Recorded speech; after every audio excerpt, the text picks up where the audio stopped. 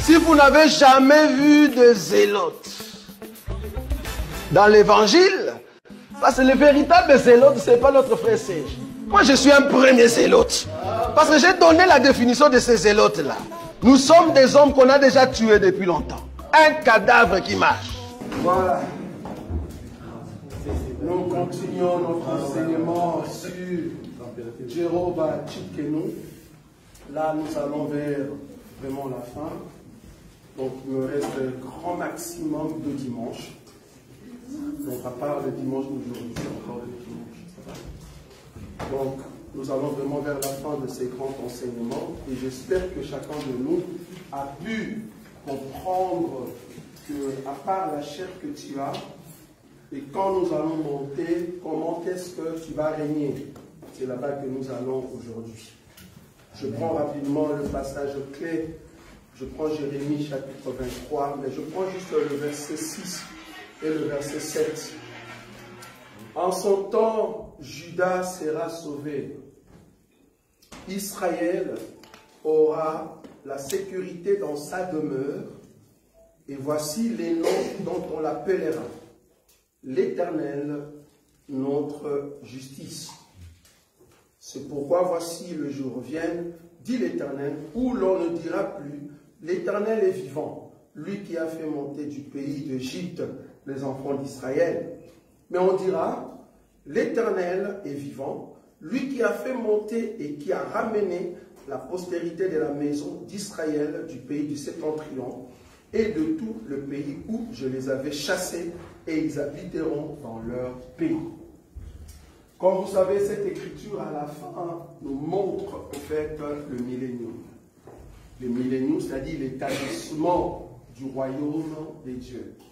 Tout au long de cet enseignement, je vous ai montré d'abord la préparation d'un peuple qui va monter au royaume. Cette préparation doit se faire en quittant le péché, en fuyant le péché. Faire un effort de fuir le péché. Nous tous, nous sommes faibles, c'est vrai. Nous tous, nous pouvons broncher, c'est vrai. Mais faire un effort avec l'aide de la parole de surmonter le péché. C'est ce que nous avons dit.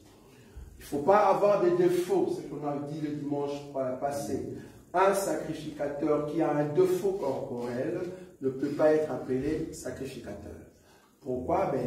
Parce que tu ne sauras pas offrir à Dieu au fait l'aliment qu'il faut. Or, quand est-ce que nous allons offrir à Dieu l'aliment qu'il faut? Premièrement, aujourd'hui, nous offrons nos corps comme un sacrifice de bonne odeur, et pendant le millénium, nous allons servir Dieu. Donc, si nous servons le royaume des sacrificateurs, nous devons avoir des bons comportements, une bonne manière, une bonne vie en Christ Jésus. Amen. J'ai touché beaucoup d'éléments jusqu'à ce que je vous ai montré comment est-ce que nous allons monter. J'ai montré, en tout cas dans les livres de Apocalypse chapitre 4, là où Jean se voit déjà dans le ciel.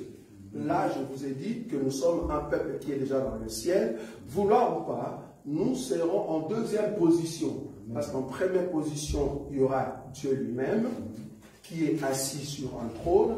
Nous aussi, nous allons maintenant venir pour s'asseoir aussi sur des trônes. C'est là-bas que j'ai parlé de 24 vieillards. Je vous avais montré cela. Et après nous, maintenant, viennent tous les êtres célestes, c'est-à-dire les anges. C'est là-bas que je vous ai montré que vous avez de la valeur par rapport à un sorcier. Si tu as de la valeur au dernier ange dans les cieux, et qui est puissant plus que Satan, à combien plus forte raison un petit sorcier? C'est là-bas que je te montrais que tu es grand. Il suffit que tu comprennes. Ce n'est pas le péché qui doit t'abattre. Non. Quand tu tombes, relève-toi. Ne reste pas tombé comme il faut. Ce n'est pas la fin du monde que tu sois la première personne qui est tombée. Non, ce n'est pas la première fois. Donc, reconnais ton mal, reconnais ton péché, relève-toi et continue la marche. Pourquoi? Parce que tu as la sémence de Dieu en toi. C'est vrai que Moïse se levera, c'est normal. Moïse peut toujours se lever pour dire, voilà ce que tu as fait, voilà la sentence. Ok, j'accepte. Mais du moins, je suis un enfant de Dieu. Quand la sentence sera finie, voilà, je me reviens. Ça va? Le problème, c'est de ne pas demeurer dans le péché. Nous n'avons pas la sémence de ceux qui demeurent dans le péché, mais nous avons la sémence de ceux qui peuvent tomber et se relever. Ça, ce sont les enfants de Dieu. Très important. Ça, c'est la valeur d'un sacrificateur. Et après cela, comme nous avons des trônes, je vous ai montré que le trône, le couronne sur la tête n'est rien d'autre que l'onction que nous avons. Quand nous allons monter, ben, tu n'auras plus besoin de cette onction. Donc du coup, qu'est-ce qu'il faut prendre? Tu prends l'onction, ben, tu remets à celui qui t'a donné cela. Nous allons jeter nos couronnes. C'est ça que j'avais dit. Okay. Aujourd'hui, maintenant, comme nous descendons, ben, je vais vous montrer l'église qui était montée doit maintenant descendre. Comme je vous ai dit, toute l'église n'ira pas au ciel. Il y aura une partie de l'église qui va rester. Pourquoi? Mais parce qu'elle aura des défauts. Et c'est vrai que ces gens-là sont de la famille de Lévi, mais le problème, ils ont un problème au niveau de leur corps, au niveau de leur esprit, un défaut corporel. Ils peuvent manger la nourriture sainte, la Bible l'a dit, mais cependant, ils ne peuvent pas offrir. En d'autres termes, ils n'entreront pas au-delà du voile. En d'autres termes, ils n'entreront pas au ciel. C'est tout à fait normal. Une partie de l'église restera. Pourquoi? Parce que tu es immature. Tu n'as pas mis en pratique toute la parole de Dieu. Alors Dieu ne permettra pas que tu puisses monter au ciel. Tous ceux qui vont monter au ciel, ce sont ceux qui sont matures. Tu tombes, tu te relèves. Ne reste pas dans le péché. Cherche la face de Dieu et continue la marche. Là, tu es fort. C'est ça un homme mature, une femme mature qui veut continuer dans la voie du Seigneur. Ok. Maintenant, après avoir passé les temps dans le ciel, je ne veux pas ici vous donner qu'est-ce qui se passe sur terre. Sinon, ça va nous prendre beaucoup de temps. Sinon, je vais rester encore juste ici. Je vais rester ici jusqu'au mois de décembre. Je n'aimerais pas, en tout cas, monopoliser la chair parce que je sens que Boïka est enceinte. Je ne sais pas moi de combien de jours. Et il a besoin de nous donner sa nourriture. Ça va? Donc, nous allons le laisser quand même monter prochainement. Et aussi le frère Toto. Amen. Donc, du coup, je ne saurais pas monopoliser la chair. Mais je reviendrai prochainement avec d'autres enseignements. Donc, permettez que je vous donne aujourd'hui, le dimanche prochain et l'autre dimanche, alors je vais descendre. Donc, ici maintenant, comme nous avons le trône aux cieux, nous serons assis parce que nous devons contrôler tout ce que le pour a comme richesse. Il va nous le montrer. Ok, gloire à Dieu. Maintenant, il faut descendre. C'est-à-dire, le temps s'est écoulé. C'est le temps maintenant que nous puissions descendre. Le temps que nous venons sur la terre, nous venons d'abord pour deux choses. Nous venons d'abord pour sauver ceux qui sont de notre famille et en même temps régner.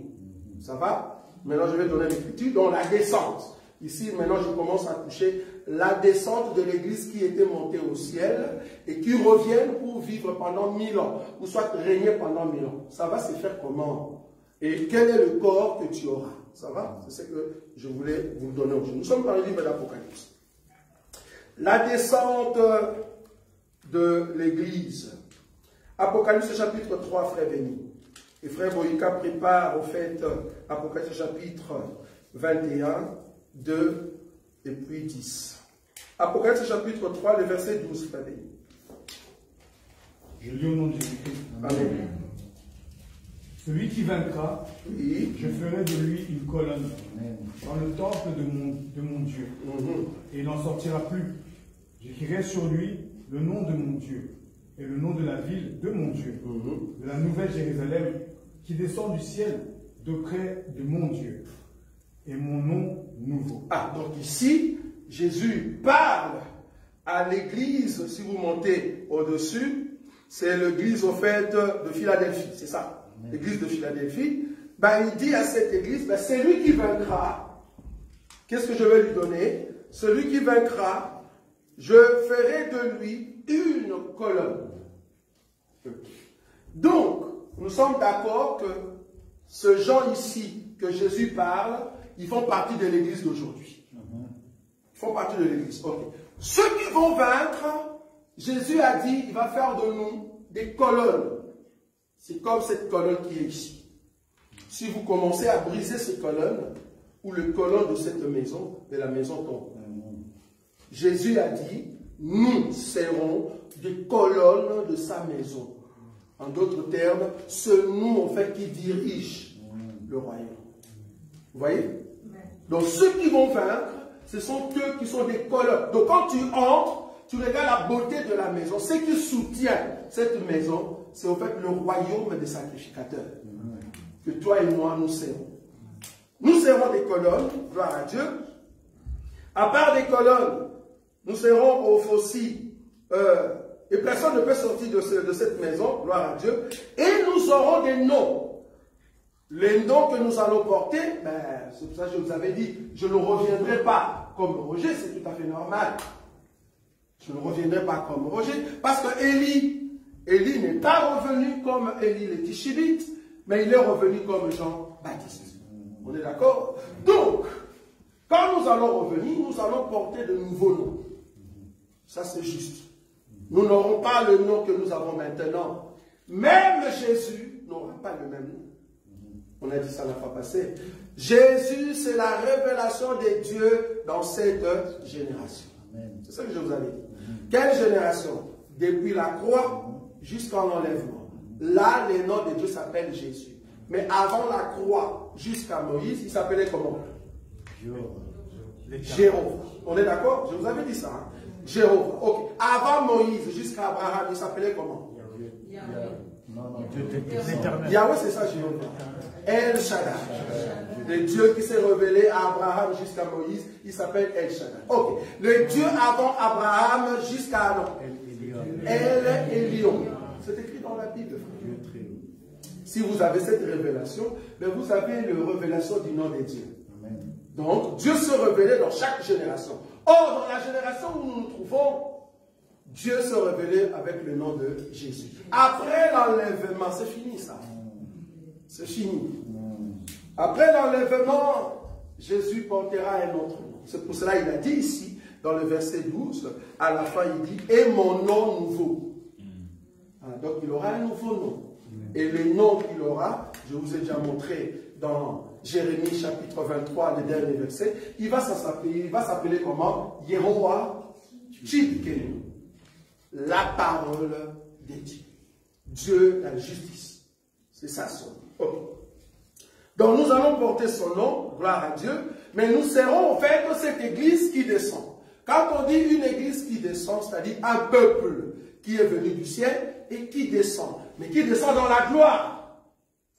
On est là, qui descend dans la gloire. Je vais vous montrer encore quelque chose. Je suis dans Apocalypse chapitre 21. Puis je vis un nouveau ciel et une nouvelle terre. Car le premier ciel et la première terre avaient disparu et la mer n'était plus. Le verset 2. Et je vis descendre du ciel d'auprès de Dieu la ville sainte, la nouvelle Jérusalem, préparée comme une épouse qui s'est parée pour son époux. Donc, ce qui descend ici, on le compare comme une épouse. Or, la seule épouse qui était montée au ciel, ben, c'est la Vierge sage. C'est nous, ceux qui vont monter en l'enlèvement. Là, il faut qu'on redescende. On doit redescendre, mais dans la gloire. Donc, on n'aura plus la gloire qu'on a maintenant. C'est une autre gloire. Mais vous allez comprendre qu'est-ce qui fait la gloire d'un peuple. En réalité, je peux donner un exemple. Tout à l'heure, alors qu'on chantait, le frère de Dieu est venu, il a dit, mais cette chanson-là, à la fin que tu as mis là, j'ai dit, mais c'est une chanson qu'on chante tout le temps. Mais vous avez senti qu'à la fin, il y avait une autre dose. Chaque fois que vous avancez auprès de Dieu, il y a une dose qui s'augmente. Vous comprenez? Celui qui s'approche dans la prière avec Dieu, il y a la gloire qui s'augmente. Vouloir ou pas nous qui, au fait, allons monter dans la présence du Seigneur, le fait que nous allons voir Dieu face à face, le fait qu'il va nous parler, frère, la gloire que nous aurons, ça sera terrible. Amen. La gloire que nous aurons, ça sera terrible. Et c'est cette gloire qui est mentionnée maintenant dans 21, que tu as lu, hein, le verset 2, lis maintenant le verset 10. Et je vis descendre du ciel, d'auprès de Dieu, la ville sainte. Le verset 10. Verset 10. Oui. Verset 10. Apocalypse 21, verset 10. Et il me transporta en esprit sur une grande et haute montagne. Très bien. Et il me montra la ville sainte, Jérusalem, qui descend du ciel, d'auprès de Dieu. D'auprès de Dieu et quoi? Ayant la gloire de Dieu. Donc cette ville qui descend, quand tu la regardes, on voit la gloire de qui? De Dieu. quand tu regardes ça comme ça, quelle gloire! Parce que cette ville a parlé avec Dieu. Cette ville a vu Dieu face à face. Cette ville, c'est toi et moi. Amen. Ce n'est pas, ne pense pas que le Dieu va envoyer sous forme de soucoupe une maison qui descend. Non. C'est un peuple. C'est un peuple qui descend du ciel et qui ont la gloire de Dieu.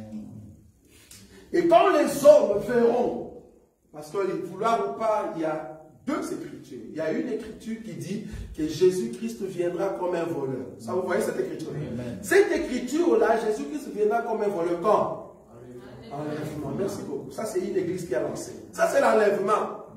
Mais il y a une autre écriture qui dit que quand il viendra, tout œil le verra. Ça, c'est quelle écriture maintenant? Millénium, frère. Voilà. Millénium. Là, maintenant, le monde va voir des hommes qui n'ont jamais vu.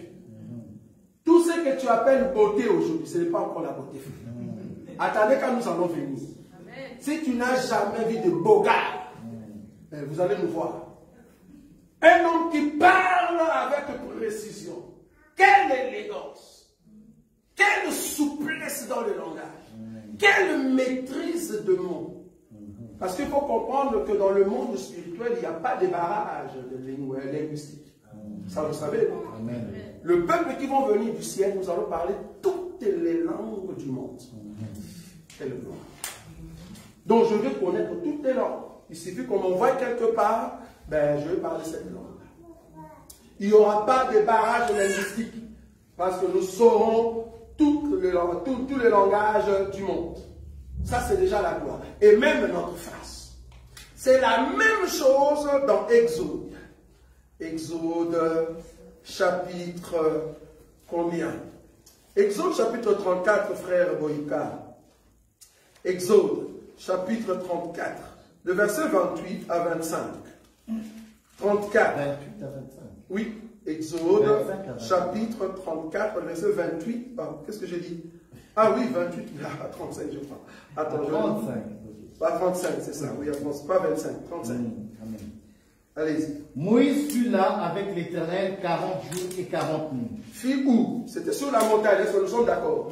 Il était dans la présence de Dieu. Et là, maintenant, qu'est-ce qu'il va faire? Il va maintenant descendre. C'est lui qui vient de la présence de Dieu, veut maintenant descendre au milieu du peuple. On est d'accord? Ok, on va dire, continue. Il ne mangea point de pain, et il ne but point d'eau. En d'autres termes, Moïse, qui était au ciel, ne mange plus le foufou, ne mange plus de semoule, ne mange plus du riz. On n'a plus besoin de poulet. Le corps que nous aurons n'a pas faim. Voilà. Dans notre corps que nous aurons, il n'y aura pas des obèses. Excusez-moi le terme. Dans le corps que nous aurons, il n'y aura pas de maladie cutanée. Pourquoi? Mais parce que nous ne mangeons pas les choses du monde. Là-bas au ciel, on ne mange pas le pain où on ne boit pas du vin là-bas. Là-bas au ciel, j'ai entendu un homme de Dieu qui a dit, tous ceux qui vont aller au ciel, il faut boire du vin. Parce qu'au ciel, là-bas, il y aura encore du vin. Non, au ciel, il n'y aura pas du vin. Amen. Au ciel, il n'y a pas du vin. Le vin qui est au ciel, c'est le Saint-Esprit. Il ne faut pas comprendre les choses. Amen. Donc, du coup, on n'aura pas faim. Et on n'a pas besoin de votre nourriture. Parce que notre nourriture s'appelle le roi. S'appelle le Dieu lui-même. C'est lui qui est notre nourriture. Donc, Moïse n'avait pas faim pendant 40 jours dans la présence de Dieu. Il a parlé avec Dieu. Ok, maintenant c'est le temps de descendre. Ok, c'est tout à fait normal. Maintenant, il descend. Écoutez maintenant ce qui arrive. Et l'Éternel écrivit sur les tables de la parole de l'Alliance les 10 paroles. Très bien. Moïse descendit de la montagne de Sinaï, ayant les 2 tables du témoignage dans sa main. En descendant de la montagne, et il ne savait pas que la peau de son visage rayonnait. Ah bon? Donc, quand Moïse descendait de la montagne, quand Moïse a parlé avec Dieu, avant de monter, il avait une face normale, une face ayant des boutons, une face qui avait un problème. Mais quand il monte dans la présence de Dieu, la maladie a disparu. Et quand il est redescendu, la Bible dit lui-même, il ne savait pas que sa face, sa peau, rayonnait. Rayonnait. Mais lui, il ne savait pas. Je me redis l'onction que nous aurons. Nous ne serons pas des orgueilleux. Les autres vont dire, ah, un tel homme avec tel puissance. Ils vont nous admirer, mais nous, on sera simple. Pourquoi? Parce qu'au ciel, les hommes sont humbles. Dieu va te frapper de l'humilité. Tu vas apprendre ça. Tu es glorieux, mais tu ne le montres pas. La Bible dit sa peau rayonnait. Alors que lui-même, il ne savait pas. Quand tu regardes Moïse, c'est comme le soleil. Tu dis, mais ça c'est quelle face ça? Je n'ai jamais vu un homme avec une telle face. Donc, le Moïse qui est descendu, ce n'était plus le vrai Moïse que vous connaissiez. C'était un autre Moïse. Mais pourquoi? Mais parce qu'il a parlé avec Dieu face à face. Tous ceux qui vont aller au ciel, quand nous allons revenir, le fait que nous avons parlé avec Dieu, frère, le corps que tu auras, toi-même tu ne sais même pas comment ça va se représenter. Même les anges n'auront pas un tel corps. Un corps glorieux. Un corps, tu te dis, mais c'est magnifique. Mais heureusement, il n'y aura pas de séduction. Parce que s'il y avait la séduction, on pouvait tomber alors avec des filles du monde. Parce que je me redis, nous resterons comme des anges. Mais il n'y aura pas parmi nous, en tout cas, ceux qui vont venir du ciel, il n'y aura pas de femmes. Ça, vous savez? Amen. Je vous avais dit la fois passée. Parce que nous n'allons pas revenir avec le corps avec lequel nous étions montés. Nous revenons avec un autre corps. Nous tous, nos sœurs et nos frères, quand nous allons revenir, nous sommes tous fils. Très puissant. On continue l'écriture. Parce qu'il avait parlé avec l'Éternel. Donc le but de la face qui rayonne, c'est parce que tu as quoi? Parler face à face avec Dieu. Amen. Vous voyez ça? On continue l'écriture 30. Aaron, oui, et tous les enfants d'Israël regardèrent Moïse. Et voici la peau de son visage rayonnait. Oui. Et il craignait de s'approcher de lui. Quand tu vois la gloire dans la vie d'une personne, tu as peur de nous approcher. Pourquoi? D'abord, je suis comme l'eau pure. Je sais voir tout ce qui se passe dans ta vie. Je veux connaître tout ce qui se réalise en toi. Nous serons en fait une solution pour le peuple. C'est ça le travail. Étant sacrificateur, il faut que le peuple nous approche avec leurs soucis ou soit leurs problèmes. Je parle ici du peuple, pas en Jérusalem, parce que vous allez comprendre que pendant ces temps-là, la Belgique existera, la France sera là, mais nous devons aller rencontrer quand même tous ces présidents qui vont exister pendant ces temps-là. Alors il faut comprendre leur situation. Mais nous, maintenant, ayant la pureté de la parole, nous comprenons tout en avance. Parce que nous rayonnons. Ici, je parle du royaume des sacrificateurs. Au royaume des sacrificateurs, ce sont des administrateurs du royaume, des travailleurs, des colonnes. Nous sommes d'accord. C'est-à-dire que tu auras de postes. C'est ça la couronne que tu as. Tu dois travailler pour Dieu. Dieu va te mettre comme ministre. Vous voyez ça? Donc nous serons des ministres pour Dieu, des envoyés pour Dieu. Donc en même temps, nous sommes au fait de sacrificateurs et en même temps nous régnons. Vous voyez ça? Nous régnons politiquement parce que le Seigneur nous envoie comme des ambassadeurs, comme des émissaires et en même temps nous servons Dieu. Or, servir Dieu veut dire nous allons vers le peuple pour ramener les choses du peuple vers Dieu. Ça c'est le sacerdoce. Maintenant, régner veut dire, je prends la puissance, l'autorité du roi, je le ramène vers le peuple. Ça, c'est le prophète. Le roi. Ça, vous voyez ça? C'est très important ce que nous disons ici. On continue l'écriture. 31. Oui. Moïse les appela. Oui. Aaron et tous les principaux de l'assemblée vinrent auprès de lui. Et il leur parla. Après cela, tous les enfants d'Israël s'approchèrent. Et il leur donna tous les ordres qu'il avait reçus de l'Éternel sur la montagne de Sinaï. Donc ici, Moïse représente nous, le peuple, le sacrificateur, qui travaille pour Dieu, afin de ramener les choses du peuple vers Dieu, ramener les choses de Dieu vers le peuple. Je ne sais pas si vous voyez ça. Moïse, ici, il ramène ce que Dieu a donné au peuple. là, il joue le pouvoir d'un prophète, le règne, administrateur des dieux auprès du peuple. Mais quand il va prendre les choses du peuple pour amener à Dieu, ça c'est le sacerdoce.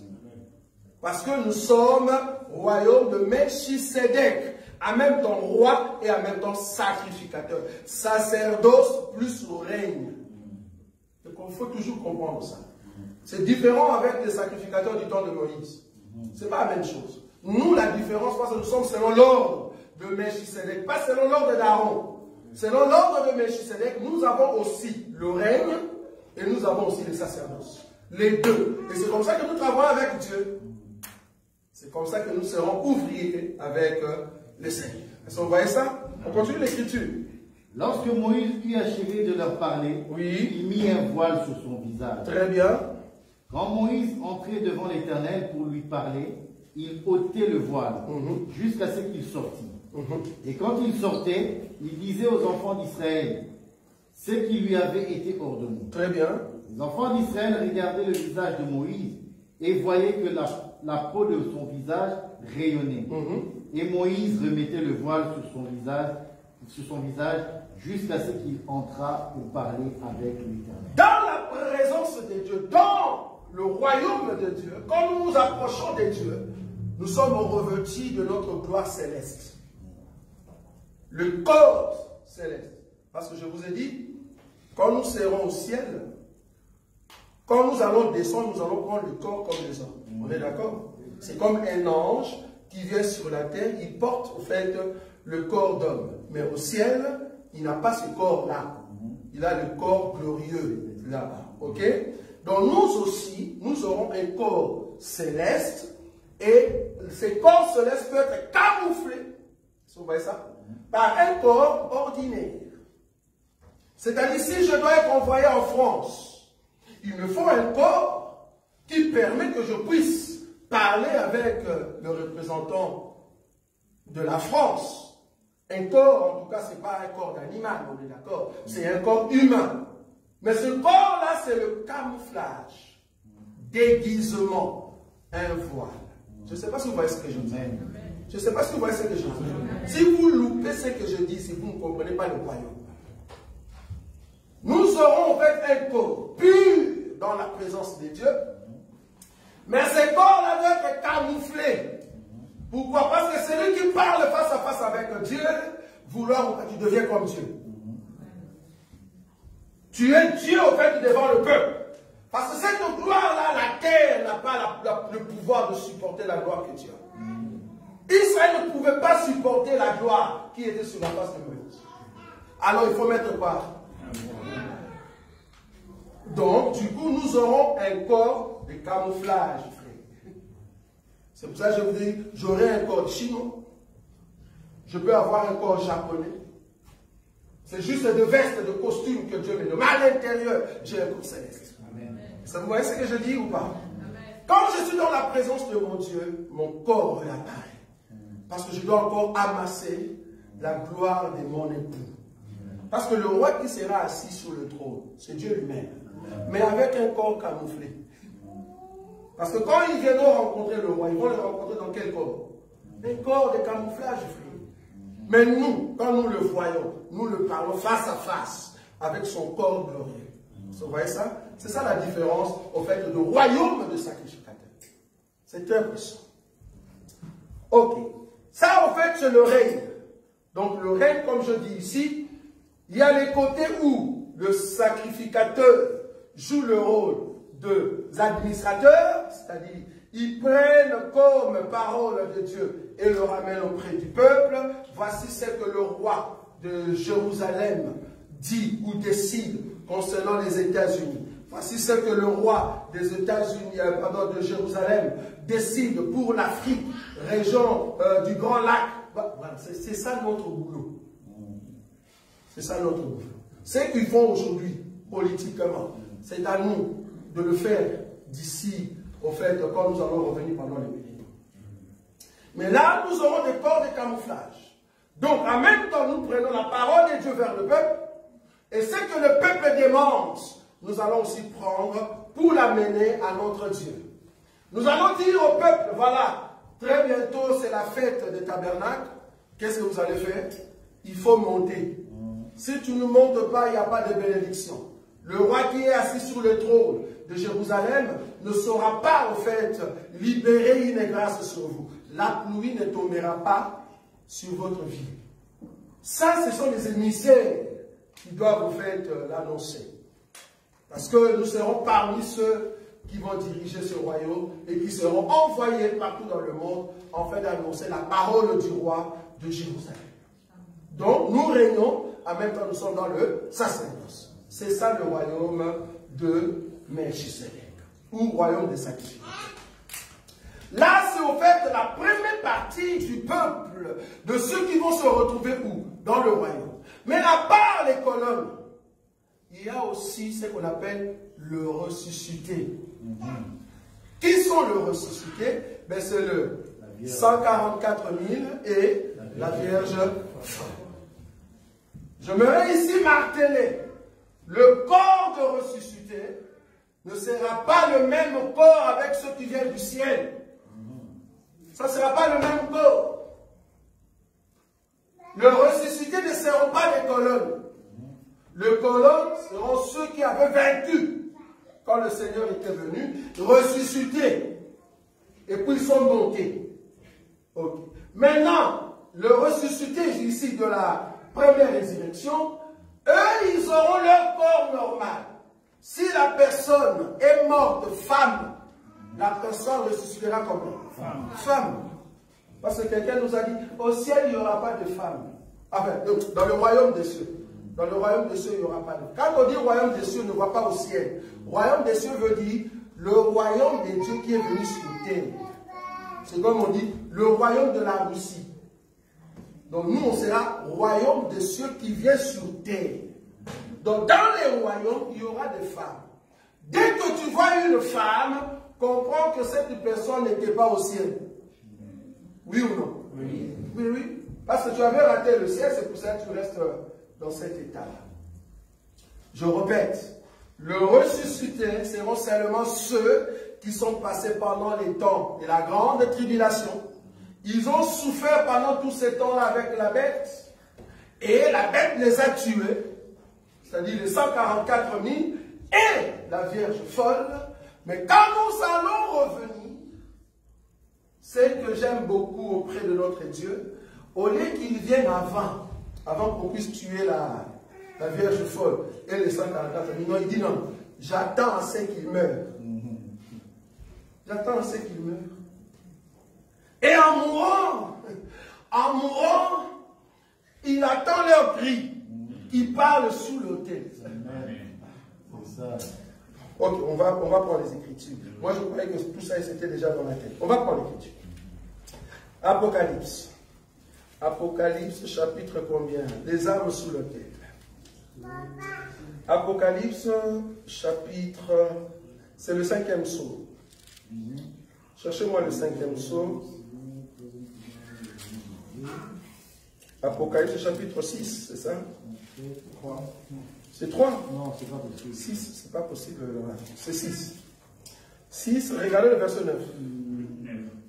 Quand il ouvrit le 5e sceau, oui. Je vis sous l'autel les âmes de ceux qui avaient été immolés à cause de la parole de Dieu et à cause du témoignage qu'ils avaient rendu. Continue. Ils crièrent d'une voix forte en disant, jusqu'à quand, Maître saint et véritable, tarderas-tu à juger et à tirer vengeance de notre sang sur les habitants de la terre? Oui. Une robe blanche fut donnée à chacun d'eux. Oui. Et il leur fut dit de se tenir en repos quelque temps encore, jusqu'à ce qu'il fût complet le nombre de leurs compagnons de service et de leurs frères qui devaient être mis à mort comme devaient être mis à mort comme eux. Donc ici, Dieu, il dit ceci, je ne veux pas venir, j'attends à ce que d'autres personnes avant meurent. Pendant les temps de la grande tribulation, il faut que les nombres de ceux qui vont mourir soient complets. Alors moi, là-bas, je vais envoyer ma collègue et je viendrai maintenant pour le ressusciter. Je ne sais pas si vous voyez. Oui. Ceci m'explique Lazare. Est-ce que vous voyez ça? Ceci explique Lazare. La Bible dit que Lazare était malade. Jésus-Christ n'est pas parti. Premier jour, deuxième jour. Jésus-Christ n'est pas parti jusqu'au quatrième jour. Non, jusqu'à ce que Lazare est mort, Jésus-Christ n'est pas encore parti. Il attend jusqu'au quatrième jour. Alors que Lazare était encore dans le sépulcre, c'est là-bas qu'il vient.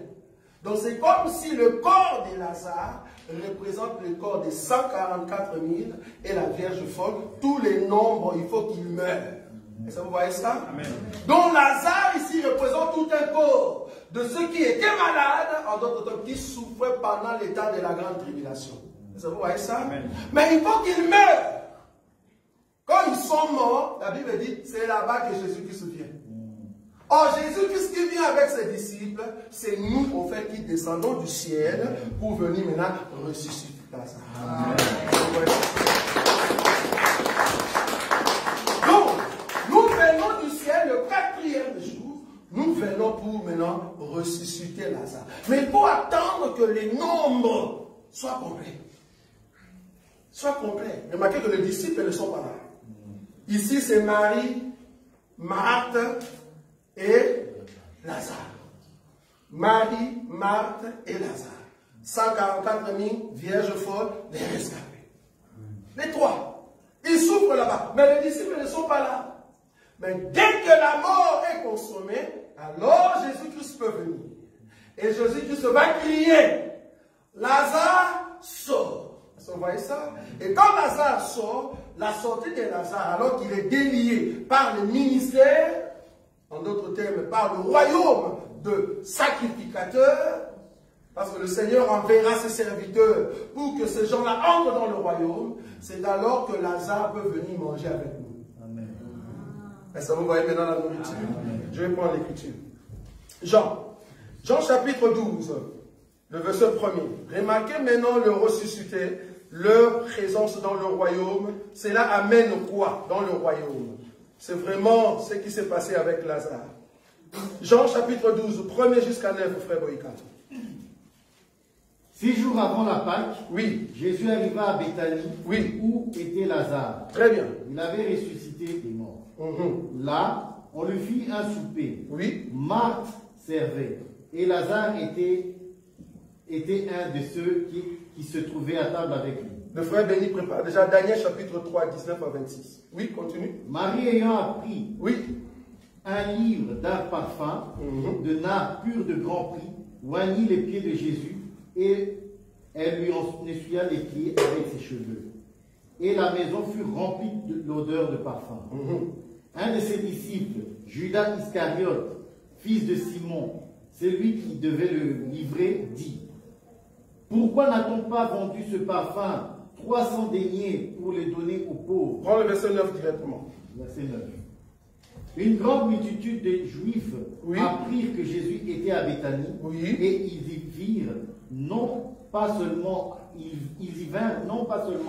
à cause de lui, mais aussi pour voir Lazare qu'il avait ressuscité des morts. Une grande multitude de Juifs apprirent que Jésus était à Béthanie. En d'autres termes, une grande multitude apprirent que ceux qui étaient au ciel sont revenus. Est-ce que vous voyez ça? Ils sont revenus, ils sont dans le royaume. Ok. Ils ne viennent pas seulement pour voir ceux qui viennent du ciel, mais ils viennent aussi pour voir ceux qui étaient morts pendant la grande tribulation et ils sont revenus en vie. Amen. Je ne sais pas si vous voyez ça. C'est comme ça que les gens viendront à Jérusalem. Il dit, allons dans cette ville où nous allons rencontrer des hommes qui viennent du ciel et les hommes qui étaient morts, les ressuscités. Ils vont venir comme dans des musées touristiques pour entrer dans notre royaume. Ils viennent pour nous visiter, voir qui sont ceux qui viennent du ciel et qui sont ceux qui ont été ressuscités par Jésus. Ils veulent le voir. Quel est le corps que vous avez après avoir été ressuscité? On continue l'écriture. Verset 10. 10. Les principaux sacrificateurs délibérèrent de faire mourir aussi Lazare, parce que beaucoup de Juifs se retiraient d'eux à cause de lui et croyaient en Jésus. 12.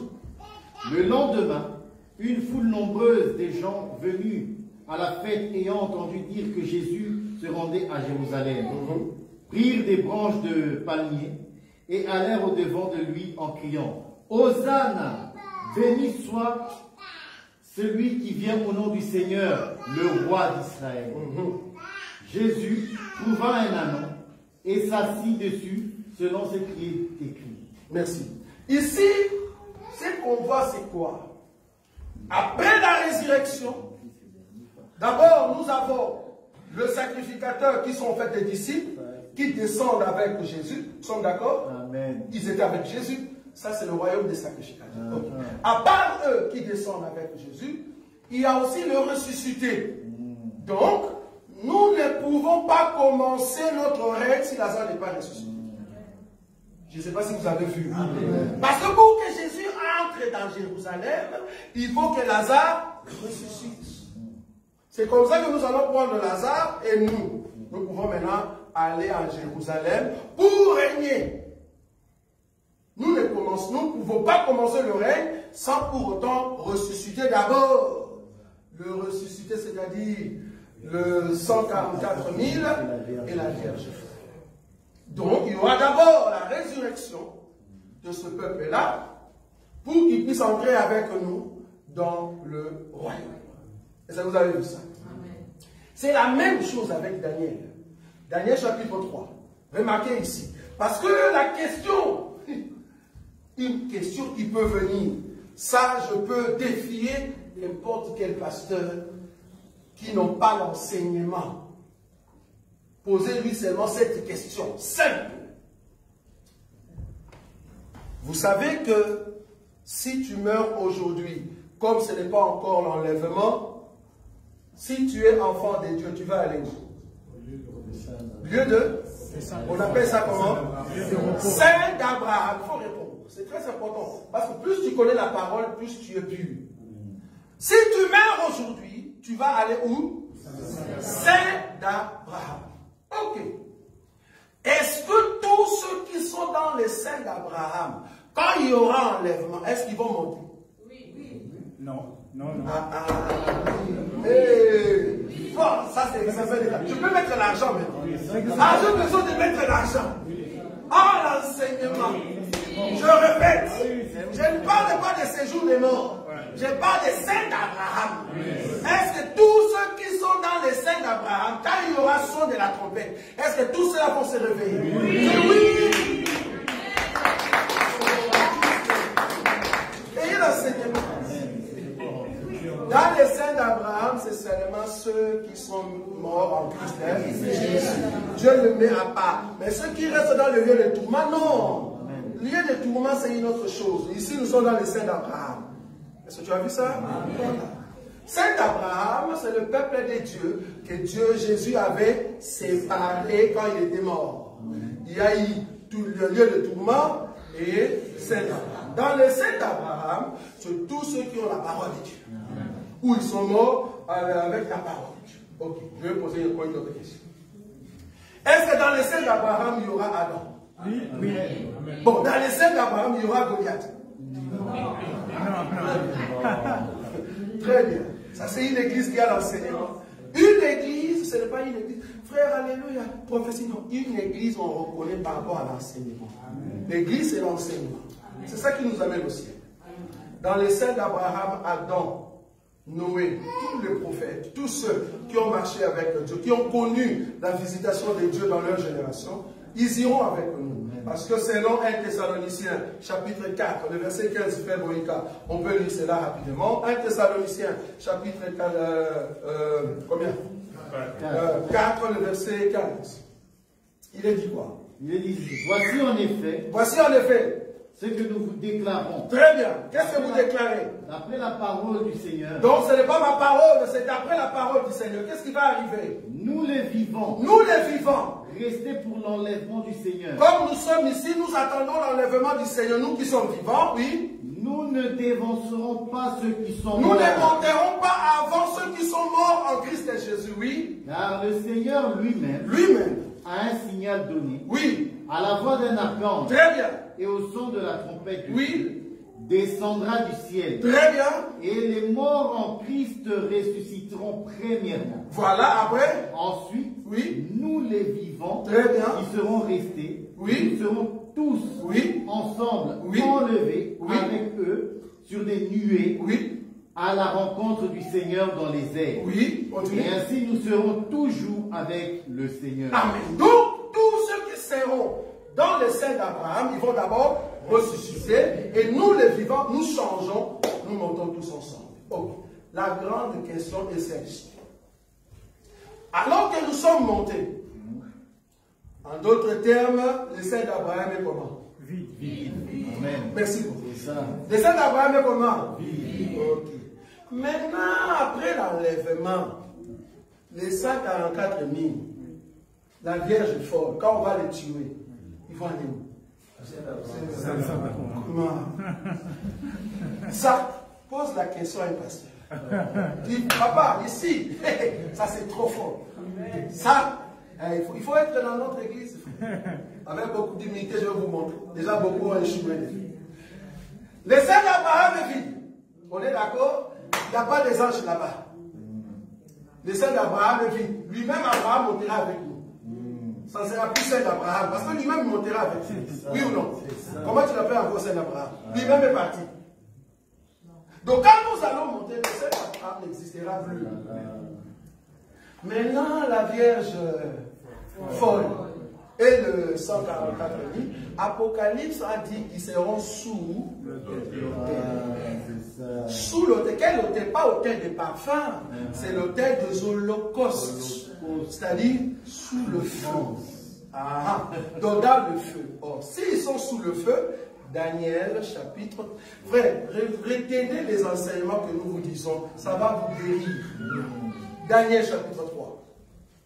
Daniel chapitre 3. Remarquez là où la Vierge folle et les 144 000 seront. Ils ne seront pas dans les seins d'Abraham. Ça, cette question n'en a jamais monté dans ta tête. Jamais. Merci beaucoup. On va lire. Daniel. Merci beaucoup. Tu as compris ça. Ok, Daniel. Qu'est-ce qu'on nous a dit là-bas? Daniel chapitre 3. Je veux voir la Vierge folle. Je veux voir les 144 000. Ils seront où? Oui. Chapitre 19. Sur quoi Nebuchadnezzar fut rempli de fureur. Oui.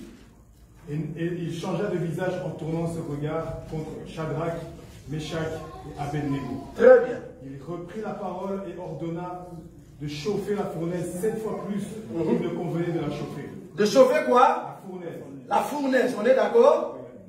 De chauffer quoi? La fournaise 7 fois, on est d'accord. Or, la fournaise, c'est les lieux de tourment.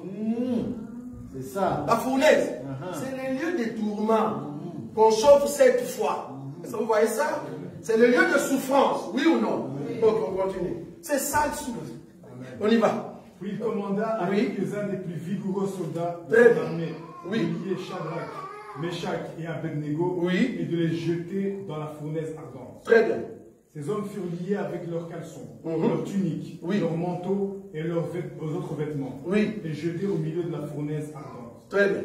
Comme l'ordre du roi était sévère et que la fournaise était extraordinairement chauffée, la flamme tua les hommes qui y avaient jeté Shadrach, Meshach et Abednego. Donc ici on nous dit que Shadrach, Meshach et Abednego, qui sont regardés comme la Vierge folle et les 144 000. Parce que si je te posais la question, où est Daniel? Daniel n'est pas. Où est Daniel? C'était les compagnons de Daniel. Mais on jette Daniel, je ne sais pas moi où il se trouve, on ne sait pas. On prend seulement les 3. Shadrach, Meshach et Abednego. Où est Daniel? Daniel est au ciel. Daniel est au ciel. Daniel, c'est toi et moi. Nous serons près du Seigneur quand Shadrach, Meshach, Abednego seront où? Dans la fournaise. Quand ils vont passer la grande tribulation. Et qu'on va les tuer. Ici, la grande fournaise, on les a tués. Est-ce qu'on est d'accord? Maintenant, remarquez maintenant le miracle lieu de tourment pour ceux qui sont entrés après l'enlèvement. La fournaise de ceux qui sont entrés après l'enlèvement. Les âmes sous l'autel de l'Holocauste, pas autel de parfum, de l'Holocauste, sous le feu, mais ces âmes-là parlent encore. Parlent encore. C'est-à-dire, ils ont encore la parole, mais sous le feu. Est-ce que vous voyez ça? Et je vais vous montrer la parole ici. On continue. Ces trois hommes, oui, Shadrach, Meshach et Abednego, tombèrent liés au milieu de la fournaise ardente. Alors le roi Nebuchadnezzar fut effrayé et se leva précipitamment et il prit la parole et dit à ses conseillers, oui, n'avons-nous pas jeté au milieu du feu trois hommes liés? Oui. Ils répondirent au roi, certainement au roi. Il reprit et dit, eh bien, je vois 4 hommes sans lien qui marchent au milieu du feu et qui n'ont point de mal.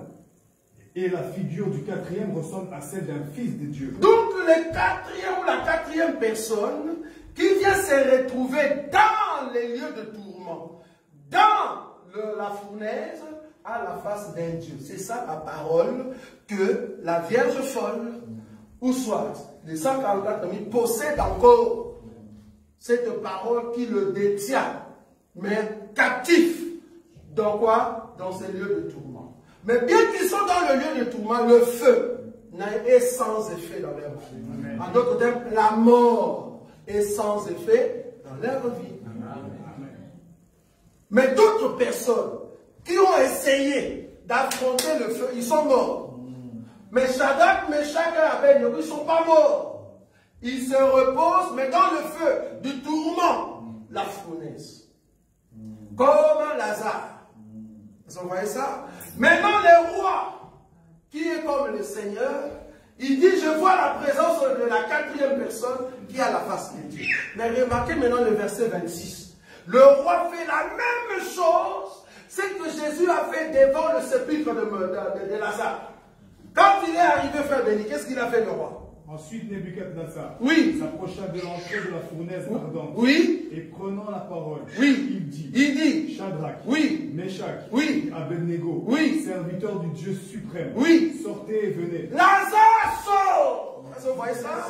Donc ici, il dit qu'il peut sortir maintenant. Là où tu étais retenu captif. Sous la terre, sors maintenant de là où tu te trouvais. J'ai déjà vu que tu as la parole de Dieu. Il y a la grâce de Dieu en vous. Vous pouvez sortir. Mais Daniel n'est pas là. Seulement Shadrach, Meshach et Abednego. Ils ne sont pas dans les scènes d'Abraham. Ça, c'est pas la scène d'Abraham. Ici, on n'est pas dans la scène d'Abraham. Nous sommes dans le lieu de tout. Donc, la Vierge folle, les 144 000, ils ne seront pas dans les saints d'Abraham, mais dans les lieux de tourment. Mais cependant, le lieu de tourment n'aura pas d'effet dans leur vie parce qu'ils seront ressuscités. Amen.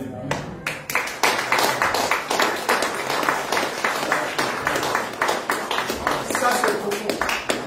Et ça, c'est la précision de la parole. Donc, nous comprenons que ces gens seront les admirés. Ils sont passés par le feu, par la mort, mais ils sont ressuscités. Donc les gens viendront pour rendre visite à qui? À ces gens-là et en même temps à nous. Ils viendront nous rendre visite. Je vais prendre encore une autre écriture. Apocalypse chapitre 6. Apocalypse chapitre 6. Frère Boïka. Apocalypse chapitre 6. Je prends le verset combien? Je crois qu'on a déjà lu cela, non? Oui. Donc on a pris le verset le verset 9, là où tu as dit sous l'autel, c'est ça? Oui. 9, 10, 11. Très bien. On peut prendre encore Apocalypse chapitre maintenant, je crois 20. Oui, c'est 20. Le verset 4. Tu commences à descendre. Et j'ai vu des trônes. Oui. Et ceux qui s'y assirent furent donnés le pouvoir de juger. Et j'ai vu les âmes de ceux qui avaient été décapités à cause du témoignage de Jésus. Reprends encore le verset 4. Et je vis des trônes. Oui. Et à ceux qui s'y assirent furent donnés le pouvoir de juger. Point. Est-ce que vous avez vu le point ou pas? Oui. Dans ma version, on a mis un point. Amen. C'est très important ça. C'est-à-dire, quand Jean voit, il voit d'abord des trônes, et il a vu des gens qui sont assis sur ce trône, on leur a donné le pouvoir de faire quoi? De juger. Ça, c'est toi et moi. Amen. Ça, c'est le royaume de sacrificateurs. Ceux qui vont juger, ceux qui vont diriger les colonnes. Ça, c'est d'abord eux. Mais à part eux, il y a une autre catégorie de gens maintenant qui viennent après. Qu'est-ce qu'ils voient encore? Et je vis les âmes de ceux qui avaient été décapités à cause du témoignage de Jésus et à cause de la parole de Dieu et de ceux qui n'avaient pas adoré la bête ni son image et qui n'avaient pas reçu la marque sur leur front et sur leurs mains. Ils revinrent à la vie et ils régnèrent avec Christ pendant 1000 ans. Ici, ce sont des personnes qui sont comme Shadrach, Meshach et Abednego. Shadrach, Meshach et Abednego, le roi avait dit, vous allez adorer mon image, vous allez adorer la statue. Et ils ont dit, niet, nous n'allons pas adorer la statue. Alors on les a pris, on les a jetés dans la fournaise. Mais la Bible dit, ils ne mourront pas, ils sortiront. C'est ça le peuple ici, qui ont souffert pendant les temps de la grande tribulation, mais cependant, ils sont ressuscités. Est-ce que vous avez vu ça? Amen. Ça, c'est la deuxième catégorie de ceux qui seront au royaume. Et la troisième catégorie, pour finir, Esdras, je suis dans le livre d'Esdras. Esdras, chapitre 9, frère béni. Esdras, chapitre 9, à partir du verset 7. Depuis le jour de nos pères, nous avons été grandement coupables jusqu'à ce jour. C'est à cause de nos iniquités que nous avons été livrés. Très bien. Nous, nos rois et nos sacrificateurs, aux mains des rois étrangers, à l'épée et à la captivité, au pillage et à la honte, ouvre aujourd'hui notre visage. Et cependant, l'Éternel, notre Dieu, vient de nous faire grâce en nous laissant quelques réchappés, et en nous accordant un abri dans son saint lieu, afin d'éclaircir nos yeux et de nous donner un peu de vie au milieu de notre servitude. Continue. Car nous sommes esclaves, mais Dieu ne nous a pas abandonnés dans notre servitude. Il nous a rendus les objets de la bienveillance des rois de Perse pour nous conserver la vie afin que nous puissions bâtir la maison de notre Dieu et en relever les ruines. Continue. Et pour nous donner une retraite en Juda et à Jérusalem. Maintenant, que dirons-nous après cela, ô notre Dieu? Car nous avons abandonné tes commandements, que tu nous avais prescrits par tes serviteurs, les prophètes, en disant, le pays dans lequel vous entrez pour la posséder est un pays souillé par les impuretés, des peuples de ces contrées par les abominations dont ils l'ont rempli d'un bout à l'autre avec leurs impuretés. Ne donnez donc point vos filles à leurs fils, et ne prenez point leurs filles pour vos filles. Très bien. Et n'ayez jamais souci ni de leur prospérité, ni de leur bien-être. Et ainsi vous deviendrez forts. Continue. Vous mangerez les meilleures productions du pays, et vous les laisserez pour toujours en héritage à vos fils. 13. Après tout ce qui nous est arrivé, à cause des mauvaises actions et des grandes fautes que nous Je ne sais pas si vous voyez ici que ces gens ici, ce sont ceux qui ont reçu la grâce parce qu'ils ont commis de fautes. Mais Dieu les a quand même gardés. Quelle faute? Parmi ceux-là, il y avait d'autres qui ont accepté la visitation des étrangers. Et Dieu a permis que les étrangers puissent ravager leur pays. Donc, ce sont Israël qui va accepter l'arrivée de la bête. Vous voyez ça? L'arrivée de l'homme de la vie. Mais parmi ces peuples-là, au lieu que Dieu les tue tous, il garde quand même de réchapper. Il garde quand même un reste. Vous voyez ça? On continue l'écriture. Après tout ce qui nous est arrivé à cause de des mauvaises actions et des grandes fautes que nous avons commises, quoi que tu nous aies pas, oh notre Dieu, unis en proportion de nos iniquités. Oui. Et maintenant que tu nous as conservés, c'est réchappé. Ah, maintenant que tu nous as conservés, c'est réchappé. En d'autres termes, c'est rescapé. Donc, nous pouvions normalement être exterminés. Mais tu ne nous as pas punis comme il faut jusqu'au bout. Mais tu nous as laissé quand même le reste que nous sommes. Donc, ils sont reconnaissants. Donc, troisième catégorie de ceux qui seront au royaume, ce sont les réchappés que Dieu va garder à cause de l'amour d'Abraham. Dieu ne va pas tuer tout Israël. Dieu va laisser une petite quantité comme signe de l'alliance d'Abraham. Ces gens-là, je le répète ici, c'était les gens qui étaient dans le péché. Mais Dieu, dans l'amour d'Abraham, il les pardonne. Ce n'est pas qu'ils ont demandé pardon à Dieu. Mais Dieu, seulement par amour, il les pardonne. Mais alors qu'ils avaient accepté la bête, ils ont accepté l'abomination. Mais par amour, au lieu qu'on puisse les exterminer tous.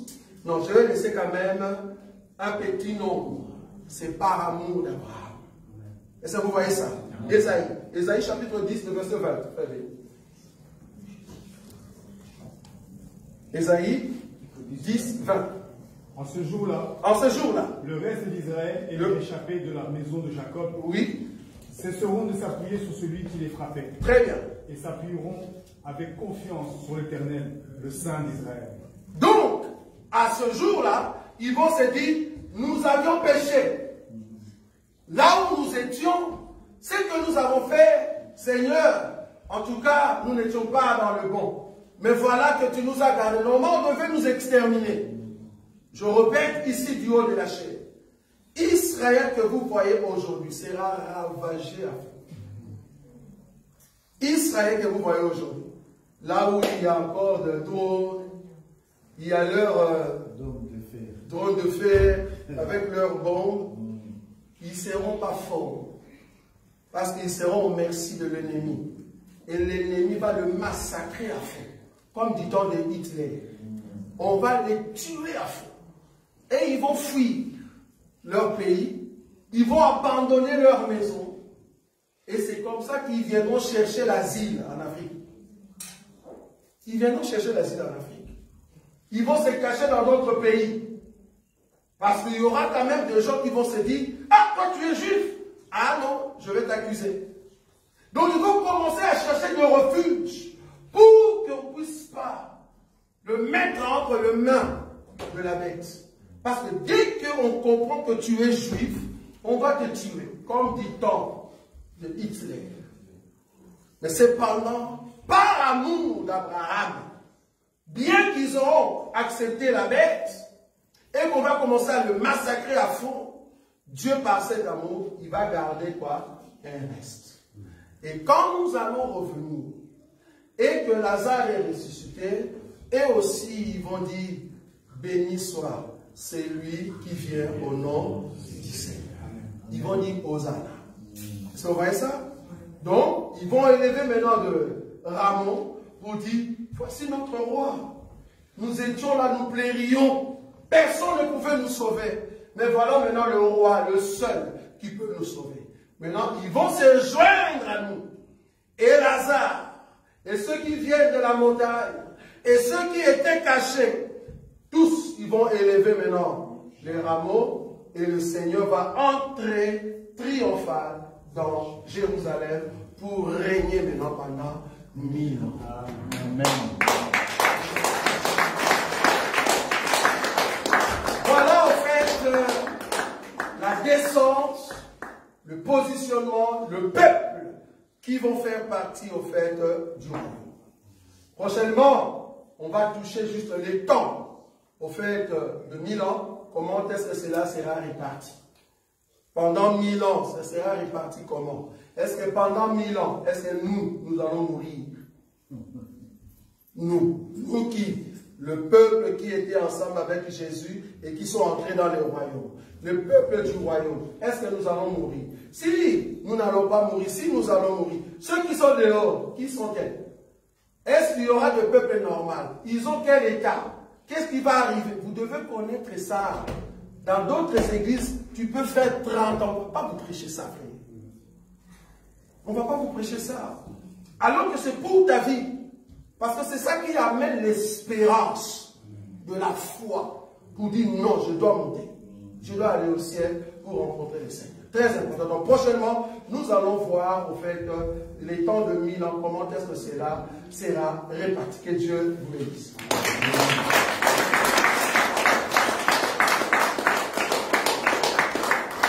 Tu es juste debout. Tu vas dire merci Jésus parce que tu as fait de moi royaume des sacrificateurs. Tu as fait de moi colonne dans ta maison. Et je vais garder cette valeur aujourd'hui et à jamais. Commence à élever la voix. Nazakomata ngai, nazakomata ngai, nga nazakomata.